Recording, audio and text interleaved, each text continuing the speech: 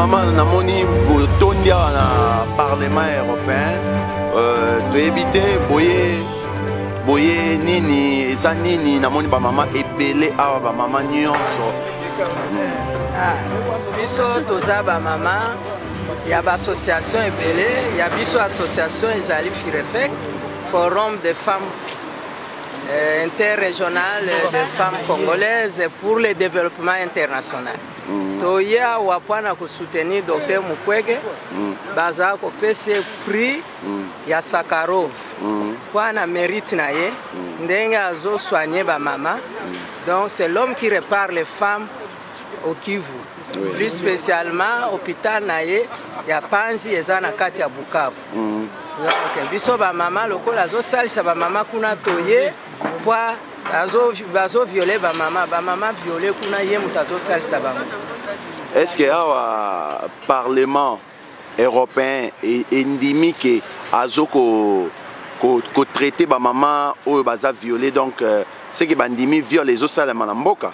Ah, il faut bandimi puisque makamamo est comme officiel. Ba preuve ezali mukil mobime yebi oni pe a dénoncer. Alors bato nyonso monde entier ba yebi. OK. Maman Lusamba. Yo koloba nini ya to okuta yo oye osala nini na kati ya ba mama? Ngai na comme d'habitude nazanga raté place makambo ezali ya développement, makambo ezali ya ba mama. Docteur on a eu kaki sango ya prix ya docteur na benga ki maman Julie comme ça il y a benga ba maman lokola bango bazaka na mobilisation makasi soko bengi bango na 10h 11h baza déjà bango nyonso to donc ba soda ya mpiko penza po na mboka na biso yango na omoni ngai awa po na benga ki bango baya to soutenir docteur. OK, en tout cas merci tozana bino to continuer malembe. Merci.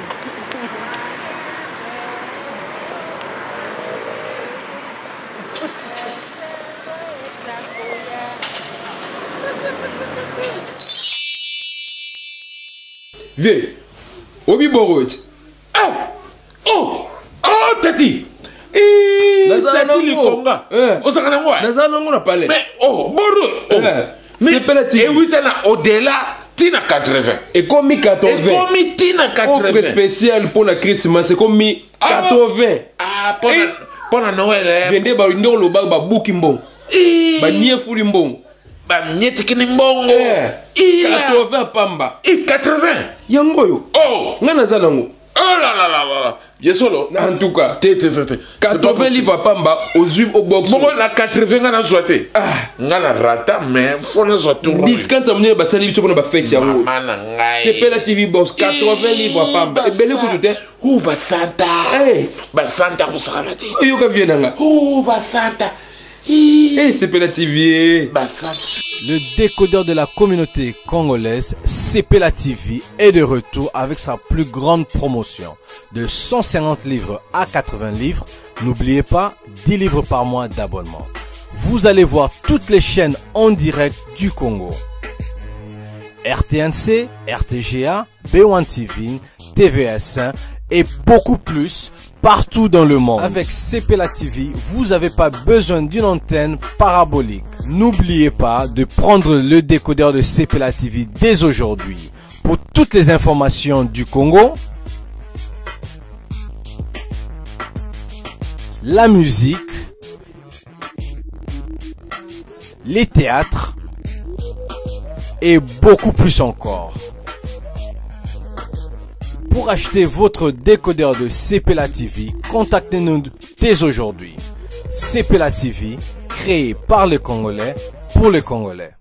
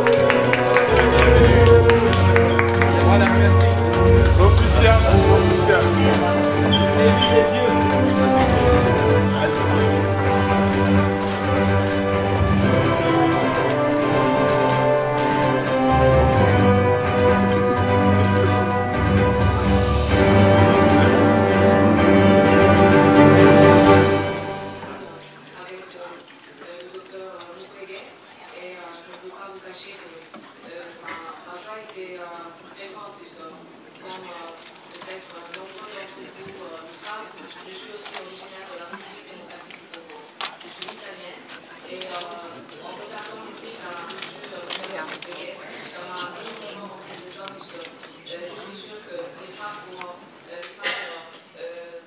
victimes, on a parlé des femmes à qui on prête secours, mais moi j'aimerais, à travers ce travail, à travers ce prix, essayer de renforcer la capacité des femmes, essayer de travailler au corps des femmes pour la participation complète, voire même la participation politique. Et je suis sûre qu'à partir d'ici, on pourra avoir beaucoup de femmes capables de pouvoir prendre la relève, capables de pouvoir défendre leurs droits. Alors ce jour-là, je pourrais dire que le travail commence, le travail continue, le travail trouve une réponse assez concrète, puisque de victimes à protagonistes, ça sera la victoire pour tout le monde. Merci. Merci beaucoup, madame. Madame Obo. Herzlichen Dank. Herzlichen Dank, Herr Dr. Mukwege. Ich durfte Sie jetzt schon zum 4. Mal hören und ich bin sehr beeindruckt, dass Sie so. Merci beaucoup, Herr Neu. Ja, vielen Dank. Ich habe jetzt zum 6. Mal die Sacharow-Preisverleihung erlebt, aber ich denke, noch nie wurde ein Preisträger und seine Arbeit so emotional gewürdigt wie heute im Europaparlament. Das spricht für sich. Es wurde nach dem Echo in Ihrem Land gefragt. Ich will das ausdehnen auf die Nachbarregion, auf Uganda und auf Ruanda, weil beide Länder in diesen Konflikt involviert sind. Also meine Frage geht auch ein bisschen über die Grenze hinweg nach Ruanda und nach Uganda. Wir haben die Millenniumsziele 2015, darunter Kinder- und Müttersterblichkeit, die Bekämpfung von Kinder- und Müttersterblichkeit, die in manchen Ländern große Fortschritte gemacht hat, in anderen nicht. Was können wir von Ihrer Arbeit lernen? Was können die europäischen Institutionen davon lernen, wie man Kinder- und Müttersterblichkeit besser bekämpfen kann? Und was können wir aus Ihrer Arbeit nutzen und anwenden für weitere Krisengebiete, wo ebenfalls Gewalt und Vergewaltigungen gegenüber Mädchen und Frauen stattfinden, so wie beispielsweise in Syrien, Irak, Nigeria oder Somalia, um so einige Länder zu nennen? Merci beaucoup, M. Nol. Je vais maintenant rendre la parole au Dr. Mukwege pour qu'il réponde à ces 5 premiers intervenants. Si vous refaites, il y a encore 5 ainsi. Il y en a d'autres, je n'ai aucun problème. J'essaie de les répondre à ces 5 intervenants. Merci pour les questions et la parole. En fait, la conséquence de cette prix au Congo, je suis peut-être la chose qui me touche, c'est de voir des Congolais, des Congolaises qui ont fait des déplacements, des Congolais de Kinshasa, des Congolais du Sud Kivu, des autres provinces de l'Équateur, qui ont fait des déplacements pour venir m'accompagner et soutenir cette prix. Et je crois que ça, c'est quelque chose qui me touche, parce que je crois que les changements dans notre pays vont partir de la base, comme le pour les compatriotes.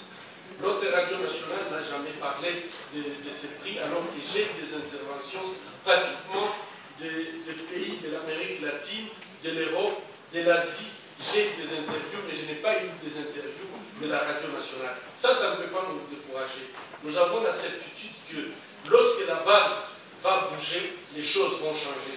Et ça nous donne plus de courage de voir la mobilisation plutôt qui s'est faite à la base. En fait, madame voulait savoir qui vend les armes au Congo. Ce que je vais vous informer tout simplement, c'est que le Congo et même nos pays voisins, en fait, ne produisent pas les armes. Donc ces armes nous viennent de quelque part et ces armes sont utilisées en fait pour renforcer la capacité de cette arme qui est le viol comme une arme de guerre. Et je pense que le Parlement européen a la compétence de pouvoir contrôler et suivre ces mouvements. De toute façon, ça ne se produit pas au Congo, mais ça agit très fort au Congo en l'associant avec le viol comme arme de guerre. Ce matin, cet après-midi, je crois que je voulais souligner le fait que la communauté européenne peut jouer un rôle très très important pour donner aux femmes plus de parole en République démocratique du Congo. Nous avons une constitution qui prône la parité et cette constitution, malheureusement, en fait, n'est pas mise en application. dans les institutions, on a à peine 10%, même moins de 10% des femmes qui participent à la vie politique, alors que la Constitution leur donne la possibilité de participer à 50%. Je crois qu'aujourd'hui, au nom de ces femmes qui savent s'organiser, les femmes congolaises sont des femmes fortes, qui savent ce qu'elles veulent, qui savent avoir également ce qu'elles veulent. Et je donne toujours un exemple. Vous prenez un avion qui part à Dubaï ou à Hong Kong pour aller faire des affaires, s'il y a 10 personnes, 10 Congolais dans l'avion, 8 sont des femmes.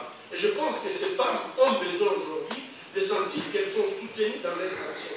Même si, en fait, par la guerre, on essaie de les détruire, mais on sent très bien qu'elles portent en elles tout l'espoir du Congo. Elles se battent pas pour elles, elles se battent pour leurs enfants, elles se battent pour la famille, pour la société. Et je crois ici, elles attendent beaucoup de l'Union européenne pour les aider à se structurer dans leurs partis politiques, au niveau des partis politiques, les soutenir dans les associations qu'elles organisent à travers tous les pays. Et je pense qu'elles représentent même l'avenir de ces pays.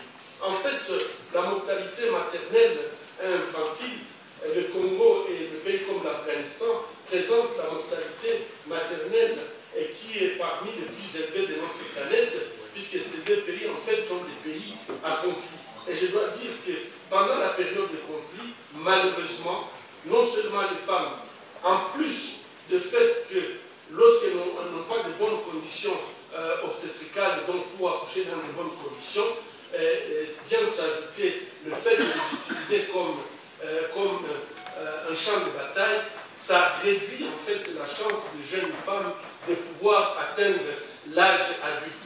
Et aujourd'hui, je crois que c'est une interpellation de pouvoir tout simplement soutenir tout projet dans le sens de la santé et de la reproduction, parce que je pense que c'est là où se trouve finalement la solution pour lutter contre la mortalité infantile qui s'observe dans les conditions de conflit, puisque tout simplement les femmes ne sont pas prises en charge correctement pendant le conflit.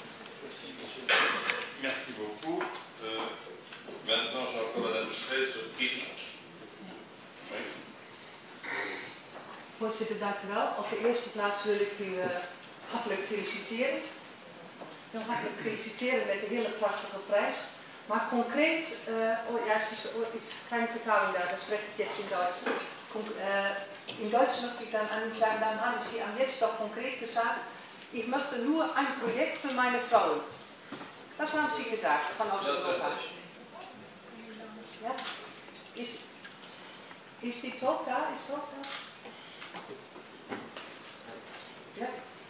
Sie haben nur gesagt, ich brauche nur ein Projekt für die Frau aus Kongo. Das brauche ich. Das ist das Erste. Und ich glaube, da müssen wir miteinander, heute Mittag ist nicht nur alleine die Preis, aber auch das andere, jetzt an Ihnen sagen, dass wir das miteinander auch machen sollen.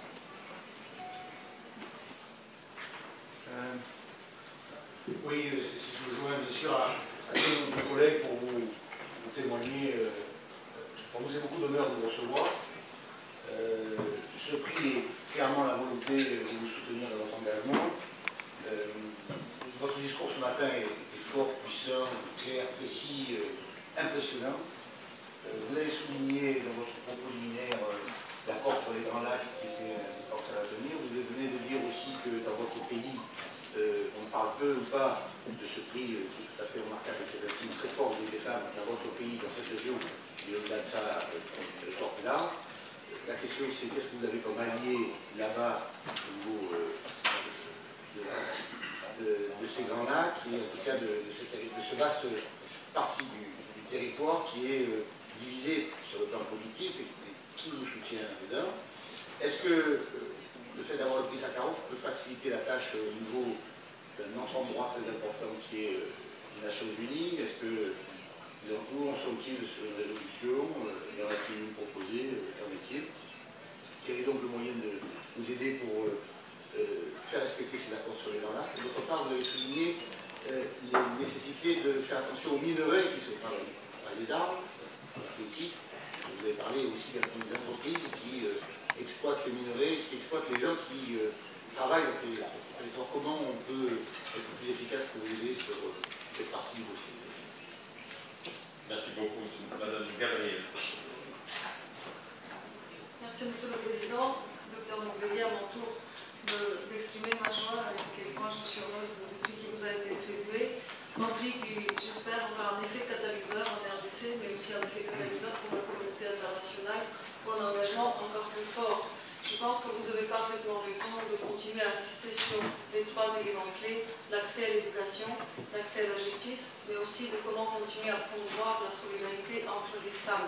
Parce que pour moi, il ne s'agit pas seulement d'une solidarité entre femmes qui se trouvent à l'extérieur du Congo, mais aussi les femmes qui notamment occupent des postes de responsabilité dans votre propre pays. J'ai eu l'honneur de mener une mission de suivi au mois de juin au Congo, une mission de suivi électoral, et j'ai pu adresser des questions à la ministre de la Justice. J'aimerais bien que les femmes qui accèdent à des positions politiques aient un engagement plus fort en faveur de votre cause, parce que ce n'est pas le cas. Il faut aussi avoir le courage de se le dire.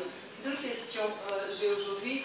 La première, est-ce qu'à l'hôpital de Panzi, vous proposez des mesures qui permettent d'inclure les hommes, les familles pour l'accompagnement, par exemple, psychologique des victimes? Parce que je fais partie de ceux qui croient que les droits des femmes pourront être mieux défendus lorsqu'on est ensemble avec les hommes.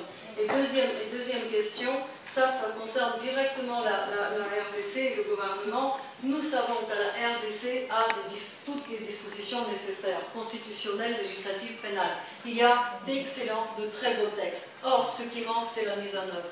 Pourriez-vous nous dire quelles sont les 3 dispositions dont la mise en œuvre permettra de réellement marquer un pas dans la lutte contre les violences sexuelles? Merci. Merci beaucoup,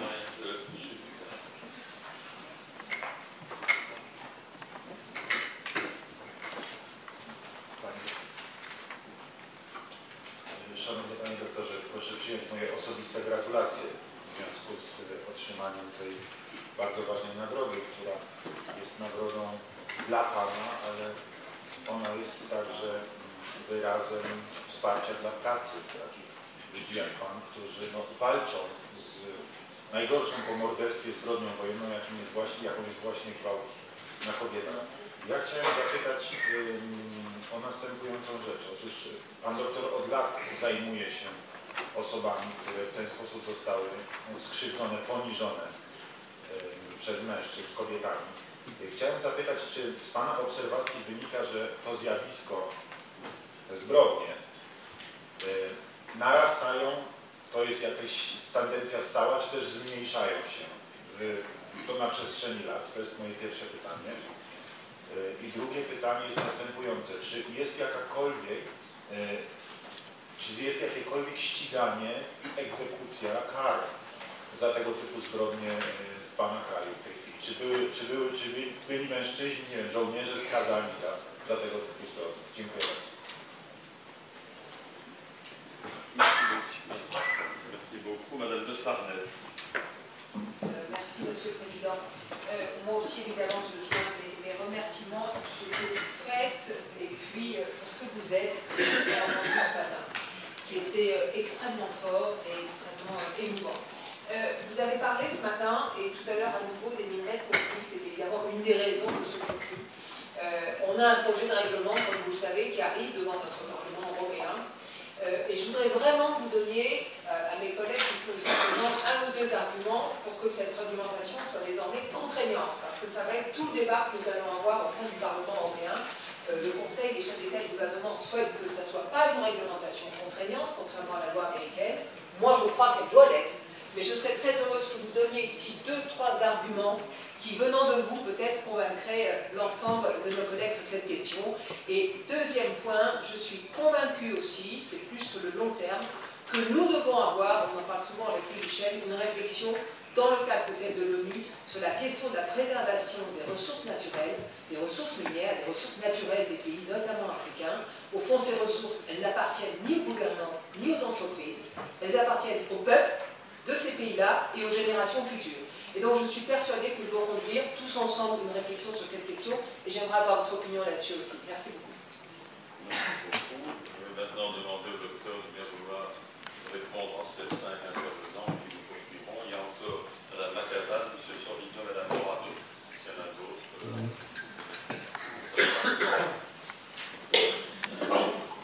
Merci beaucoup pour l'ensemble de ces questions. Je vais essayer de le regrouper puisqu'il y a des questions aussi qui Et donc, il y aurait la possibilité peut-être de pouvoir les répondre de façon regroupée. En fait, je m'en vais pour la première question, c'est la mise en œuvre de la loi que nous avons en République démocratique du Congo. Comment vous pouvez nous aider? Et ce qui s'est passé en République démocratique du Congo, dans la résolution en fait de ces conflits, il y a eu beaucoup d'accords et malheureusement en fait ces accords, comme je l'avais dit, portaient toujours les germes de nouveaux conflits. Et je pense que ce qui nous manque aujourd'hui, ce qui nous manque beaucoup, c'est qu'en fait on ne va pas inventer la roue puisqu'on sait très bien qu'à un post-conflit, la justice transitionnelle peut aider à résoudre beaucoup de questions, surtout lorsqu'il y a eu en fait de violations des droits humains ou des crimes en masse. Il est pratiquement impossible de pouvoir faire venir tout le monde devant la cour. Il faut avoir un mécanisme qui permet à ce que quand même ceux qui ont commis des crimes puissent répondre de leurs crimes d'un côté et permettre les victimes non seulement que justice soit faite, mais également que la réparation soit faite. Et ici, dans le cas de la République démocratique du Congo, en fait, je suis désolé de pouvoir dire que la seule commission qui n'avait pas fonctionné après les accords de Sun City qui ont permis d'arrêter officiellement la guerre, c'est la commission Vérité et Réconciliation. Et le fait que, en fait, ces comités, par hypocrisie, on n'a pas voulu que ces comités puissent fonctionner, c'est puisque tout simplement, en fait, dans les accords, on a accepté délibérément que les gens qui ont commis des violations graves des droits humains puissent être des responsables politiques, puissent être des responsables de l'armée, des responsables de la police. Alors, je crois que ça, c'est une première chose. On ne peut pas vraiment arriver à une réconciliation s'il n'y a pas la vérité. On ne peut pas non plus espérer qu'on peut avoir une justice lorsque finalement c'est celui qui est supposé protéger la population, c'est la même personne en fait qui a commis des graves crimes sur la même population. Je vais vous dire aujourd'hui que nous avons des généraux, nous avons des officiers supérieurs, qui sont connus par les victimes. Donc la victime peut identifier l'auteur des crimes, mais il n'a aucune possibilité d'accéder à la justice. Quelle frustration pour la victime de voir que le chef de la police de son village, c'est la même personne qui l'avait violé il y a quelques années et il a été gratifié. Aujourd'hui, ce que nous demandons et ce que nous pensons pouvoir être possible, notre gouvernement avait promis de mettre en place des chambres mixtes. Bon, en fait, nous avions dit, bon, ben, si ces chambres mixtes peuvent faire quelque chose, tant mieux. Mais on ne peut pas imaginer que dans un pays où tout le monde reconnaît qu'il y a eu plus de 5 millions de morts, où tout le monde peut se dire que le viol a été largement utilisé comme une arme de guerre, personne ne peut donner les chiffres estimatifs, mais il y a ce qui parle d'à peu près peut-être plus de 500 000, voire 1 million de femmes violées. Comment comprendre que dans ces pays, il n'y a pas un tribunal pénal international qui peut s'occuper de ces crimes? On a eu un tribunal pénal pour l'ex-Yougoslavie, on a eu un tribunal pénal pour le Rwanda. Comment on peut expliquer que pour le cas du Congo, c'est le silence total, on ne veut pas en parler, et même ce qu'on nous a promis depuis maintenant plus d'1 année, nous attendons toujours. Je pense que l'Union européenne peut nous aider pour pouvoir établir en fait ces institutions qui peuvent permettre à ce que la justice soit rendue aux victimes. Et ici, je parle par exemple des chambres mixtes. Moi, je crois que ces chambres mixtes n'auront qu'une valeur à partir du moment où ils peuvent associer des magistrats qui ont de l'expérience et qui sont indépendants. Et je pense que l'Union européenne peut non seulement aider dans l'aboutissement de ces chambres mixtes, mais pouvoir aussi aider avec les experts pour permettre à ce que finalement les victimes de violences sexuelles puissent avoir la justice. En fait, la question qui m'avait été posée, c'est par rapport aux médiations.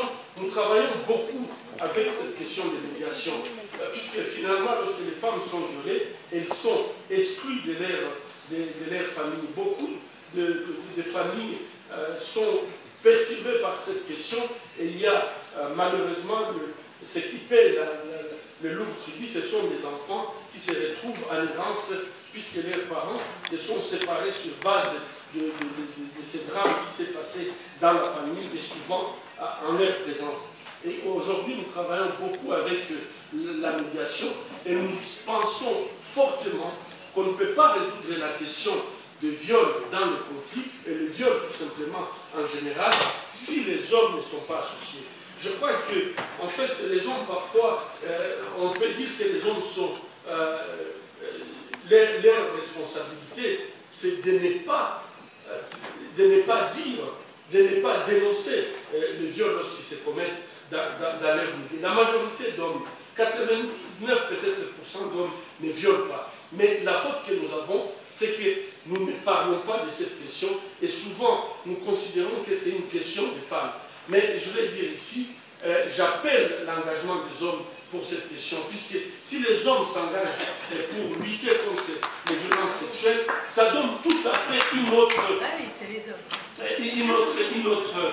aspect de notre masculinité. Mais le fait que parfois on le considère comme une question de femmes et que les hommes ne s'engagent pas, ça crée un sérieux problème. Aujourd'hui au Congo, nous avions essayé, nous sommes en train de créer un mouvement de humains pour essayer d'amener les hommes congolais de pouvoir réfléchir sur cette question. Quand je parlais par exemple de la ligne rouge, je crois que la ligne rouge peut se tracer à tous les niveaux. Au niveau local, nous pensons que ce sont des tenants de coutume, ce sont les tenants en fait de nos traditions qui ont fixé que, par exemple, l'inceste c'est un tabou. Ces mêmes responsables coutumiers peuvent par exemple fixer, ce sont des hommes, ils peuvent décider que le viol est un tabou. Si c'est un tabou de ne pas avoir de relations sexuelles avec sa sœur, puisque la société a décidé comme ça, la société peut décider qu'on ne peut pas avoir de relations avec une femme sans son consentement. Il y a des choses qui peuvent se faire au niveau local et ça c'est la préoccupation des hommes qui peut faire la différence. Au niveau national, nous avons de très bonnes lois, comme l'a dit madame. Je ne pense pas, quand vous lisez la loi congolaise, par rapport au viol, on ne peut pas demander mieux. Mais le grand problème, c'est que ces lois ne sont pas mises en œuvre. Et je pense qu'à ce niveau-là, on peut souligner, on peut mettre cette ligne rouge pour dire qu'en fait, il faut aider les femmes qui ont le courage de venir, de porter plainte contre leurs bourreaux, les aider à pouvoir accéder à la justice. On a été dans une conférence aux États-Unis où l'Université de Columbia a essayé d'étudier le blocage que la femme congolaise peut avoir pour accéder à la justice.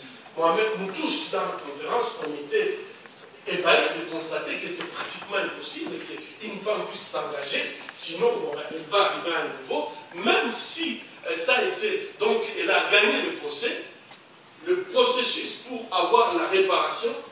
En fait, on demande à ce que la femme puisse encore payer pour qu'elle puisse accéder à la réparation. Donc finalement, il y a tellement de blocages que même si la femme est courageuse d'aller vers demander justice, elle ne pourra jamais le faire, tout simplement puisqu'elle est indigente, mais puisqu'aussi il y a des barrières administratives qui font qu'elle ne peut pas accéder. Et en dehors des barrières administratives, je crois que les femmes, on les met dans une situation en République démocratique du Congo, où elles doivent prouver qu'elles ont été violées. Elle a été violée dans la forêt, elle a été esclave sexuelle pendant X temps.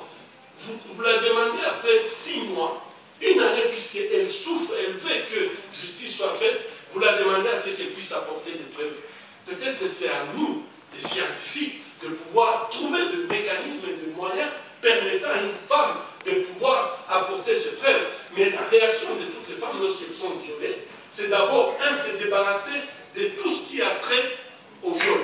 Et ça, c'est une réaction tout à fait normale, c'est quelque chose qui vous arrive, qui en fait vous dénie votre capacité de posséder votre corps. La réaction, c'est de se débarrasser. Donc je pense qu'au niveau national, il y a des mécanismes qui peuvent être créés pour permettre à plus de femmes d'accéder à la justice. Et en fait, au niveau international, il est certain qu'aujourd'hui, il y a des mesures qui ne demandent pas beaucoup, puisque, par exemple, refuser de dérouler des tapis rouges en Europe pour des gens qui sont accusés de viol, qui ont utilisé le viol pour avoir le pouvoir, qui ont utilisé le viol dans leur système, en fait, dans les gènes des avoirs, etc. Et je pense qu'il y a plein de leviers qu'aujourd'hui l'Europe a qui ne sont pas utilisés pour pouvoir en fait mettre hors d'état de nuire en fait les femmes qui subissent le viol. La tendance des viols en République démocratique du Congo, nous pouvons dire qu'aujourd'hui, avec la diminution des hommes de conflit, il y a une diminution des nombres de femmes qui sont violées, mais nous regrettons de constater que alors qu'il y a une diminution des nombres de femmes qui sont violées, mais il y a la méthode qui est utilisée qui devient de plus en plus barbare et donc qui fait encore beaucoup plus mal aux communautés. Et ça, c'est quelque chose qui est regrettable de voir que ces crimes, au lieu de diminuer, en fait, il est en train de monter. Et je trouve que, en fait, ces crimes augmentent tout simplement puisqu'il y a ce manque en fait, de la justice. L'impunité règne et que les gens qui commettent ces actes, ils savent très bien qu'ils ne peuvent pas être poursuivis pour ce qu'ils font. En ce qui concerne les ressources, je suis déjà très content de constater qu'il y a des parlementaires qui veulent absolument que la loi que vous allez prochainement voter soit une loi contraignante. Et je crois qu'on ne peut que vous soutenir, puisque si cette loi devient contraignante, elle va en fait amplifier les actions de la loi Fang-Dol et donc diminuer de plus en plus l'espace où on peut utiliser ces minéraux du sang en Occident. Et je pense que ça va faire un effet tout à fait positif qui va aider en fait au niveau de l'usage. Il faut absolument qu'il y ait des contraintes, non seulement au niveau des produits bruts au niveau de l'Afrique, mais aussi au niveau des produits finis au niveau de l'Europe. Cette contrainte peut beaucoup aider. Mais je crois aussi, en dehors des contraintes, moi j'ai du mal à comprendre comment aujourd'hui le monde, sachant que plus de 60 à 70% des minéraux qu'on a besoin dans nos téléphones, dans nos laptops, des appareils que nous ne pouvons pas nous débarrasser puisque nous en avons besoin, comment on ne peut pas créer un mécanisme pour que ce soit des multinationales qui sont transparentes, qui ont une certaine intégrité et donc dans leur business, qui puissent en fait prendre la responsabilité d'exploitation et une exploitation qui va être gagnant-gagnante pour les multinationales et pour la population congolaise qui croupit dans la misère la plus totale alors qu'elle voit passer tout simplement devant elle des cargaisons de minéraux, de coltan, de cassitérites et de l'or, en fait qu'ils exploitent eux-mêmes comme des esclaves, mais ils n'en profitent pas du tout. Je crois que le président...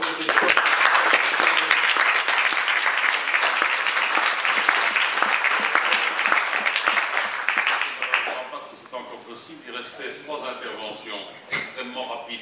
Vraiment. All I want to say is a big thank you to you for coming, because the things you talked about have made real the things that we vote about, talk about in general, without understanding what they really mean. Yesterday we voted a report which said that human rights should be the centre of our development policy. Today you told us what that means. And without human rights, there can be no true development. You made it clear for those women and the children you spoke about, there is no possibility without human rights and justice. And that, colleague, we voted yesterday by a large majority by voting Mr. Steele's report into this Parliament. And secondly, you also reminded us all about how we can come here today and listen to you, but next week we'll start discussing the conflict mineral dossier. And there we have a responsibility as well. And we know that the big lobbies will come in here, and they will tell us what can and can't be done, etc., etc. So we have a responsibility, and I hope we all listen to remember what you have told us about why we have this legislation at all, is to make sure that you have justice in your country, and human rights in your country. So I hope we don't forget this message, colleagues, more to you when we actually come and legislate on the conflict minerals. Merci beaucoup, Monsieur Chauvetin et Madame Morin. Je voudrais vraiment poser une question, parce que sinon on va l'embarrasser. Muito obrigado. Vou colocar uma questão, mas quero rapidamente. Vous n'êtes pas repris par les médias dans votre pays. Et je trouve ça quelque peu dramatique pour les causes que vous défendez. Mais je crois que pour la femme, pour le respect du corps de la femme, on a besoin d'avoir un programme éducatif global. On comprendra qu'on n'a pas le droit de violer une femme si on comprend aussi qu'on n'a pas le droit de la mutiler sexuellement. Merci. Qui va être utilisé, je crois que ces prix, pour nous, en fait, c'est une vraiment reconnaissance de ces victimes et donc une façon également de pouvoir porter leurs cris très loin. Et je crois que nous avons cette ferme conviction que ces prix ne vont pas, après que nous ayons fermé les portes ce soir, ça ne va pas s'arrêter là, sinon ces prix n'aura aucune signification si finalement les femmes qui sont dans la situation de conflit, les femmes qui viennent de citer Madame Morano en ce qui concerne les mutilations sexuelles. Si ces femmes ne peuvent pas sentir que finalement le Parlement européen, le peuple européen les porte dans cette lutte qu'elle mène depuis plusieurs décennies, je crois que ce prix n'aura pas toute la signification que nous attendons de ce prix. Nous pensons que ce prix va se faire suivre par des actions concrètes qui vont permettre à ce que ces femmes puissent réellement posséder leur corps, que ces femmes puissent décider sur leur corps et que si jamais cela arrivait, qu'ensemble nous serions dans une communauté où nous pouvons réellement protéger les femmes et pas les femmes par les femmes seulement, mais toute la communauté humaine doit s'aligner ensemble pour pouvoir mener ces combats.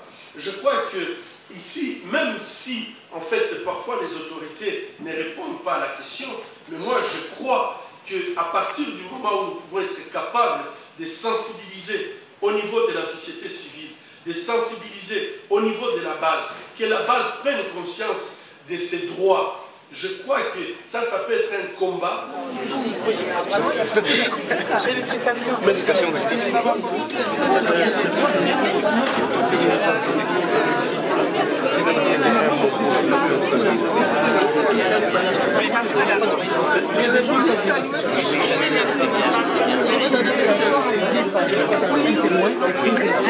Je vous dis, l'analyse est tout autre. Parce que c'est résumé,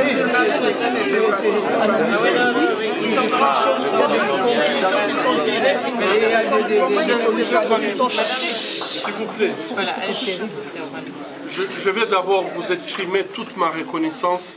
Je sais toute la peine que vous aviez prise pour pouvoir m'accompagner pendant ces moments que je considère comme historiques à partir du moment où nous venons de recevoir ce prix qui est votre prix et qui exprime tout simplement que nous avons cette liberté de penser. Je voulais parler avec chacun en particulier. Je voulais pouvoir discuter avec vous en particulier. Je sais que vous voudriez bien le faire avec moi. Mais j'ai des contraintes dues au programme que en fait, le Parlement européen m'a demandé et que j'avais accepté dès le départ, qui ne me permet pas en fait de prendre beaucoup plus de temps. Mais je sais que nous serons ensemble ce soir et vraiment je serai très très content que nous puissions profiter de ce temps. Je ne sais pas ce qu'a prévu la ville de Strasbourg, puisqu'ils peuvent également aussi avoir eu leur programme, mais comprenez que c'est notre prix. C'est vous, en fait, qui, votre lutte a fait que nous puissions être là où nous sommes.